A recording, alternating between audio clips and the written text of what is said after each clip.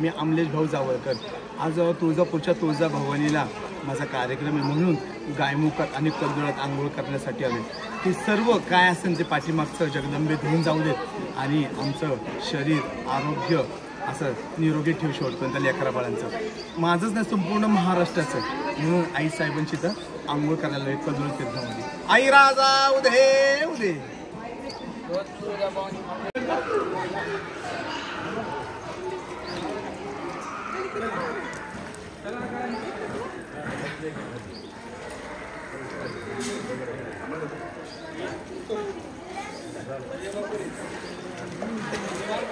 आई राजा उदे उदे सदा आनंदीचा उदे उदे.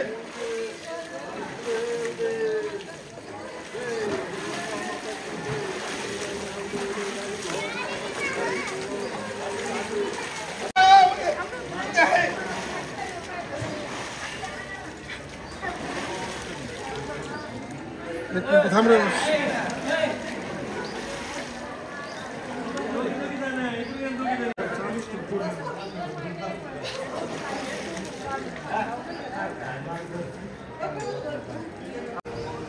आता गायमुखात हे तीर्थ इतकं असं सुंदर आहे आईसाहेबांची. इथं आंघोळीला आईसाहेबांचं तुळजाभवानीला पाणी नेतात म्हणून हे आंघोळ करण्यासाठी मी आता कल्लोळातनं आंघोळ करून आलो.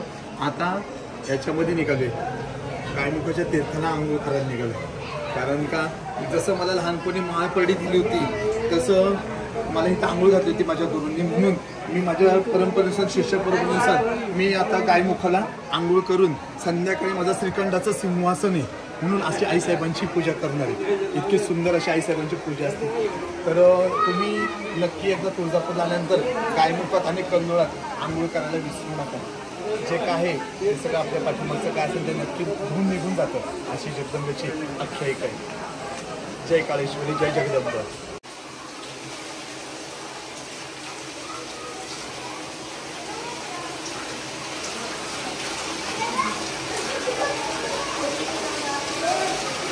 बाबा झाला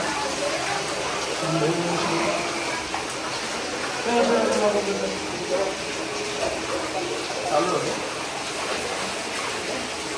आई राजा उदे उदे सदा आनंदीचा उदे उदे.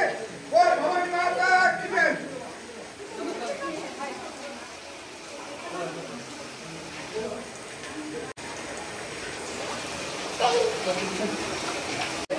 सदा आनंदीचा उदे उदे.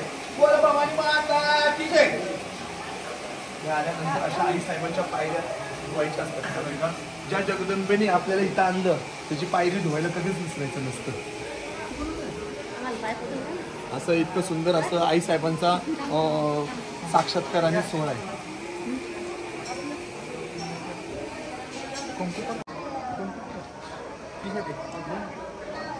इथं तुळजापूरमध्ये उजव्या सोंडचा गणपती सिद्धिविनायकाचं असं इतकं सुंदर मंदिर आहे. तुम्हाला मी दाखवतो. आणि आल्यानंतर पहिलं गणपतीचं दर्शन घ्यायचं. कारण का दर्शन काय घ्यायचं की कारण का सगळं विघ्न दूर व्हावं म्हणून मी गणपती बाप्पाला साकडं घालतो. गणपती बाप्पा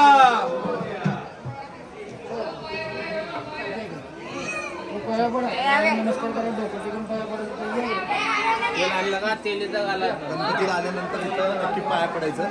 गायमुखातून कल्लोळातून तीर्थ आंघोळ झाल्यानंतर गणपतीला पाया पडायला विसरायचं नसतं.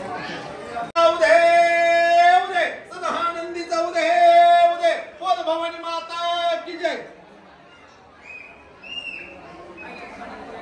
माझं जगदंबेला सांगणं होतं की माझं मनातली इच्छा पूर्ण झाल्यानंतर माझ्या घरात तुळजाभवानीची मूर्ती बसवल्यानंतर मी तुला श्रीखंडाचं सिंहासन भरेल म्हणून आज ते श्रीखंडाचं सिंहासन आहे. म्हणून आज जगदंबेला मी पाया पाडण्यासाठी आलोय. आणि इथं मंदिराला मी प्रदक्षिणा मारणार आहे 5 लोटांनी. हे देवीचं होमकुंड आहे.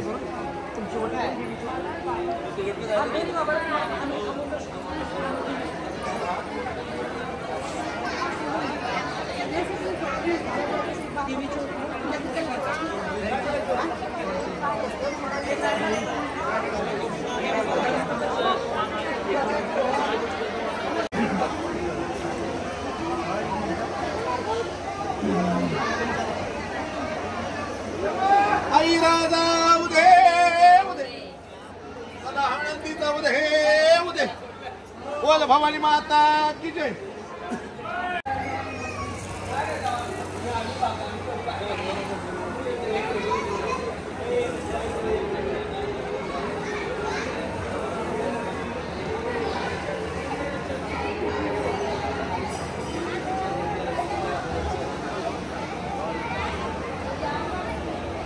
कृत्या माग सारखं आई राजा उदे उदे सदा आनंदीचा उदे उदे बोल भवानी माता की जय.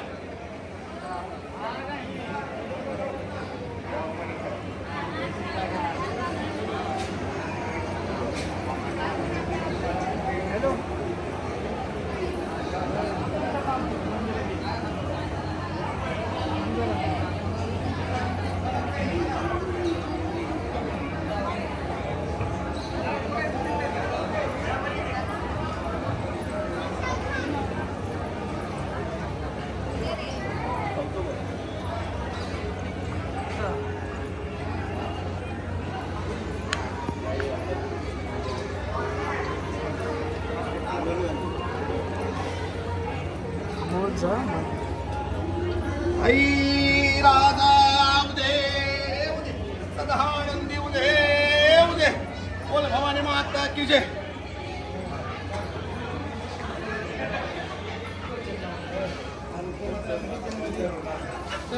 आई राजा उदे उदे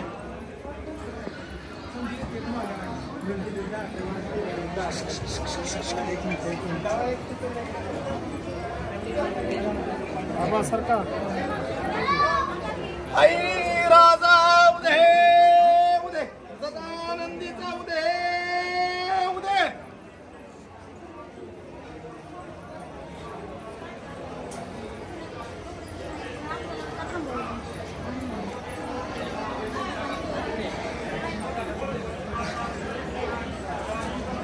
आई राजा उदे उदे सदा आनंदी उदे उदे बोल भवानी माता की जय.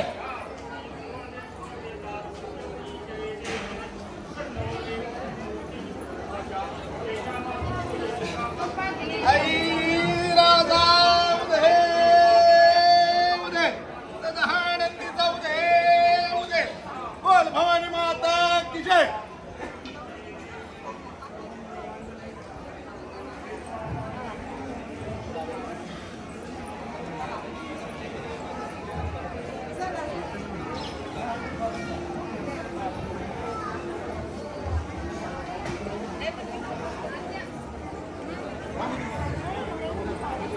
आई राजा उदे उदे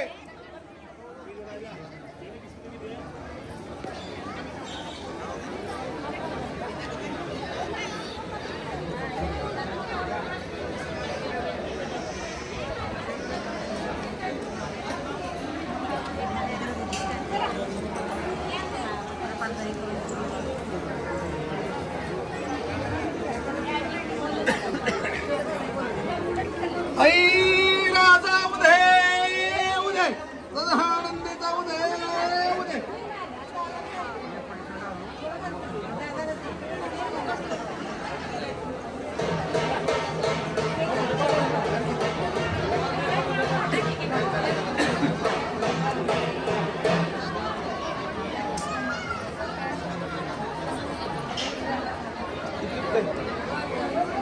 एक मिनिट.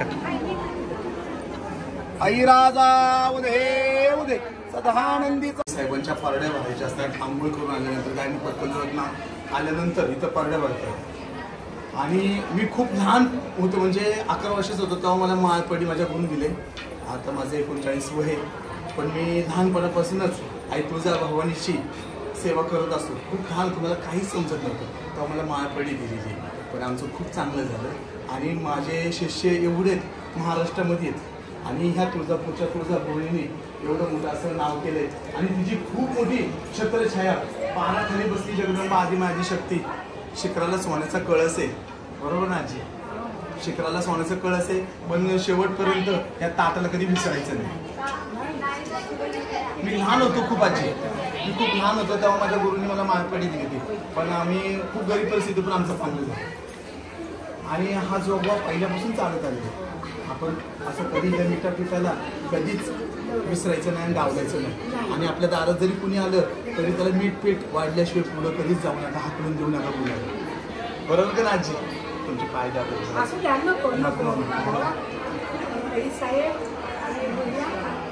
नाही, मला आशीर्वाद द्या. मी पण इथल्या आरोग्याचा देवीचा अभिषेक संपले मी रोजच असं तेवढ्या पण मला सुरू ती आहे म्हणून आज आपण आहे. आणि महाराष्ट्राचं कुलदैवत आहे, आपल्या राजाला पावलेली. असं सगळ्यांनी आल्यानंतर तुळजापूर आल्यानंतर मनोभावेने आईसाहेबांचं दर्शन घ्या. देव हा एका दिवसात पावत नसतो. आणि कसं माहिती का, हिचा अंत तर आजपर्यंत कुणालाच लागलेला नाही. म्हणून मनापासून हृदयापासून भक्ती करा. ही जशी कवड्याची माळ आहे तसं सोन्यानं पिवळं करणारी ही तुळजापूरची अष्टभुजा, तुळजापूरची तुळजाभवानी. आई राजा उदे उदे.